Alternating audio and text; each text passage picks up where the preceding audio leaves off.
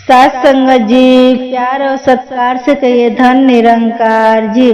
सतगुरु माता सुदिशा सविंदर हरदेव जी महाराज की जय। सात संगत जी, दासी एक छोटा सा विचार लेके आ रही है आप लोग के चरणों में। सात संगत जी, दासी माता जी से यही अरदास करती है कि सब लोग कुशल मंगल रहे। सात संगत जी, दासी का वीडियो सुनने के बाद लाइक और सब्सक्राइब जरूर कर देना। सात संगत जी, सात संगत जी, एक बहुत गरीब इंसान बेचारा व्यक्ति था। वो बाप बेटा जंगल में जाते थे, उनकी लकड़ी की व्यापार थी। लकड़ी काटते थे और बेचते थे और उसी लकड़ियां से घर पे खाना भी बनाते थे। सात संगत जी, यही रोज का काम था। जब बाप बूढ़ा होने लगा धीरे धीरे उसका, तो उसका पापा जो था लड़का का, वो खेत में जाने लगा काम करने। और सात संगत जी, वो जो लड़का था ना, सात संगत जी, वो जो लड़का था उनका, वो रोज जाता था प्रतिदिन जंगल में, लकड़ी काटता था और लकड़ी घर पे लेके आता था, फिर जाता था मार्केट में बेचने के लिए। तो यही प्रतिदिन काम उसका था। सात संगत जी, फिर सुबह हुआ, वो गया जंगल में लकड़ी काटने। लकड़ी काट के घर पे लेके आया, फिर और लेके गया मार्केट में बेचने के लिए। सात संगत जी, इसका वही रोज का काम था। तो एक दिन सुबह उठा, अपना नहा वहा लिया, मुंह धो लिया, फिर उसके थोड़ा चाय पी के फ्रेश हुआ था। उसके जाने का मन नहीं था, फिर गया। अच्छा, जाते जाते जंगल में एक हिरन का बच्चा था। हिरन का बच्चा बहुत सुंदर था। सात संगत जी, उसको देख रहा था पहले कि बहुत प्यारा है, और जंगल में वो हिरन का बच्चा चुपचाप खेल रहा था, सोया था अपना। फिर उसने देखते देखते उसको क्या मन में विचार चलने लगा कि अगर इसका मैं पाँव काट दूं तो ये क्या करेगा, चल पाएगा। फिर उसके मन में पता नहीं ऐसा क्या विचार आया, वो हिरन के बच्चे का पहला एक पैर काटा, फिर दूसरा पैर काटा, फिर सोचते सोचते तीसरा भी काट दिया, चौथा भी काट दिया। उसका चारों पैर काट दिया हिरन के बच्चे का। तो बेचारा बहुत ज्यादा छपटियाने लगा, भागने लगा, इधर उधर दौड़ रहा है, छपटिया रहा है, मतलब पैर तो है नहीं, छपटिया रहा है, तड़प रहा है, तड़प रहा है। सात संगत जी, और ये लड़का जो था ना, बहुत ध्यान से देख रहा था, उसको बहुत मजा आ रही थी, अच्छा लग रहा था, हंस रहा था, यही वो कर रहा था। तो सात संगत जी, ऐसे देखते देखते था, बहुत टाइम के बाद में वो हिरन का बच्चा जो था, वो अपना शरीर छोड़ दिया। सात संगत जी, वो अपना शरीर छोड़ दिया, शरीर छोड़ दिया अपना।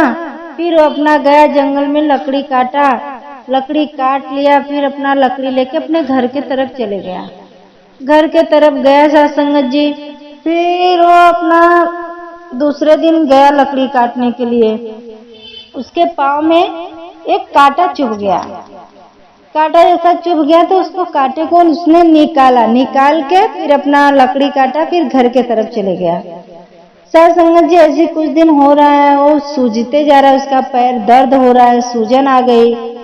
फिर उसने क्या किया, डॉक्टर से दवा लिया, फिर भी आराम नहीं हो रहा था, उसको नहीं हो रहा आराम, ऐसे कर रहा है। फिर गया एक दिन जंगल में लकड़ी काटने को, फिर उसको कांटा चुभ गया, फिर कांटा निकाला।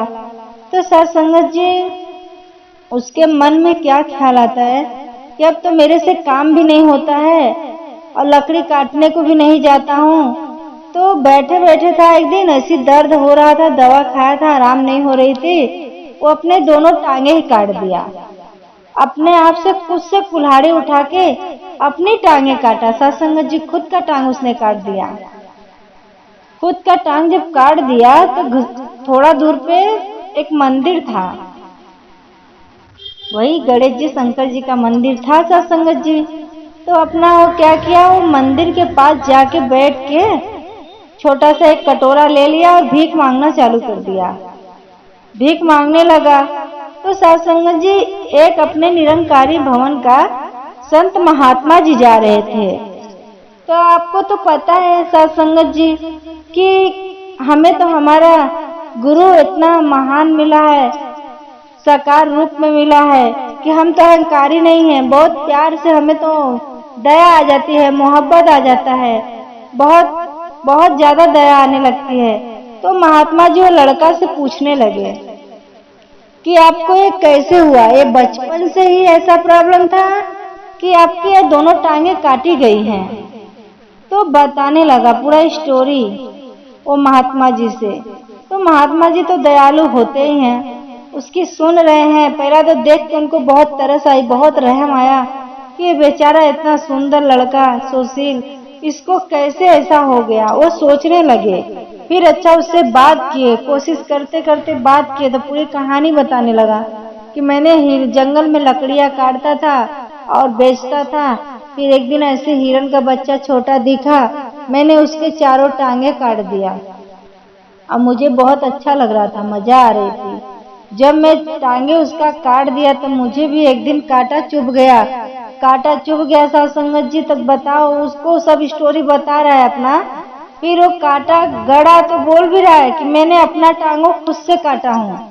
साथ संगत जी, यही अपने महात्मा जी भी बोलने लगे, अपने निरंकारी मशीन का जो थे, वो बोलने लगे कि वो बोलने लगे कि देखो हमारे कर्मों का सजा कहीं ना कहीं जरूर मिलता है।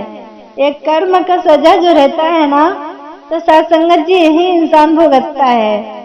ये पहले का लोग कोई कोई कहावत कहता है ना, कर लो अभी जो करते हो, चोरी करते हो, किसी का कहीं मारपीट करते हो, छीन लेते हो सामान, तो कर्मों का सजा यही भुगतना पड़ता है। साथ संगत जी अभी क्या हमें लगता है वो सुखी है, सुखी नहीं है साथ संगत जी, वो भोगता ही है।